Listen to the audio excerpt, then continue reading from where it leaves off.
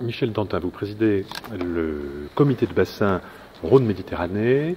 Expliquez les mesures que le réchauffement climatique va imposer de prendre dans le futur schéma d'aménagement et de gestion des eaux qui entrera en vigueur en 2016. D'abord, ce qu'il faut souligner, c'est que suivant la localisation géographique où l'on est dans le bassin Rhône-Méditerranée, qui va de la ligne bleue des Vosges à la ligne bleue de la Méditerranée, les conséquences ne sont pas les mêmes. Au nord du bassin, la faible profondeur des sols amène un problème de manque d'eau et de capacité de stockage d'eau dans le sol. Plus au sud, nous avons affaire à un problème de manque d'eau sur l'ensemble de l'année. Ça veut donc dire que dans certains secteurs, il va falloir encourager la mise en place de réservoirs, de retenues d'eau qui permettront de faire face dans les périodes d'assec.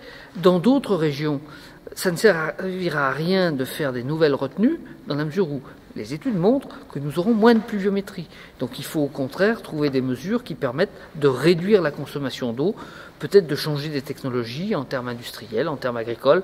En termes agricoles, peut-être faudra-t-il faire appel à des variétés qui soient plus résistantes au stress hydrique ou qui aient un pas de temps de production qui soit plus court, un cycle de vie plus court, pour être à maturité avant que la période de sécheresse prenne place. Alors pour les villes et pour l'industrie, quel type d'orientation et de mesures faudra-t-il inscrire dans les futurs fonctionnements? Pour les villes, il y a d'abord une mesure, pour les communes en général et pour les villes en particulier, il y a une première mesure. Il faut absolument qu'on améliore la question des réseaux d'alimentation en eau potable. Aujourd'hui, pour 2 litres prélevés dans une source, il y en a en moyenne qu'1 litre qui est facturé parce que l'autre litre est perdu le long du réseau. Donc il y a un vrai travail à faire pour améliorer la qualité des réseaux d'eau. Ensuite, il faudra sans doute veiller à garder l'eau là où elle est. Garder l'eau là où elle est, ça veut dire qu'il faut lutter contre l'imperméabilisation des sols qui finalement accélère la crue à l'aval. Et ça veut dire, il y a un exemple à Lyon qui vient d'être fait, rue Garibaldi, je crois, où plutôt que d'avoir un massif de fleurs qui domine la voirie, on a fait une espèce de fossé qui permet en fait de recevoir les eaux et d'infiltrer l'eau, donc de recharger la nappe.